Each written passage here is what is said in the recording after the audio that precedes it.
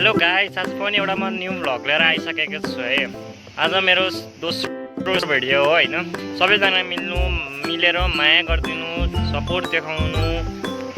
मलाई भ्लग बनाउन त खासै आउँदैन, त्यही पनि म गेमिङ च्यानल खोलिरहेको छु। गेमिङ च्यानलमा खासै त्यस्तो ग्रो मिलेन। तपाईहरुले अब म एउटा भ्लग च्यानल खोल्नु त भनेर भ्लग च्यानलमा लागेको हैन। धेरै दिन त भएको छैन मलाई भ्लग के बोल्ने, अब भ्लगमा के गर्ने कसो गर्ने भन्ने हुन्छ नि त। बोल्न लाज लाग्ने, अनि के बोल्ने के गर्ने कसो गर्ने भन्ने हुन्छ नि त। त्यो केही थाहा छैन क्या मलाई अहिलेसम्म। त्यही पनि म अब एउटा न्यू भ्लगर बन्छु भनेर म लागेको छु हैन। तपाईहरुले सपोर्ट गरिदिनु पर्यो क्या। सपोर्ट बिना त म केही गर्न सक्दिनँ नि त। एक्लैले मैले युट्युबमा भिडियो मात्र हालेर हुँदैन नि त। तपाईहरुले सपोर्टै गरिदिनु भएन भने मैले युट्युबमा मात्र भिडियो हालेर के गर्ने हो क्या। तपाईँ आफै भन्दिनु नि त ल।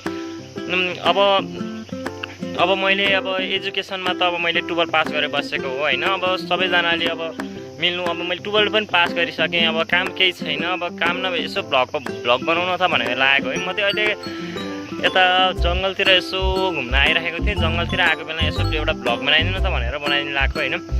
अनि सबैजना मिल्नु होला, माया गरिदिनु होला। अब चाहिँ म नयाँ कन्टेन्ट भ्लग बनाएर हाल्ने छु हैन। तपाईहरुले माया गरिदिनु पर्यो ल। यो चाहिँ अब मेरो सेकेन्ड दिन हो नि त। हिजो फर्स्ट दिन भयो। हिजो एउटा सन्जोग भ्लग भन्ने खोल्ने मैले गेमिङ च्यानल छ, टिजिआर सन्जोग भन्ने थियो गेमिङ च्यानल। त्यसमा खासै ग्रो मिलेन।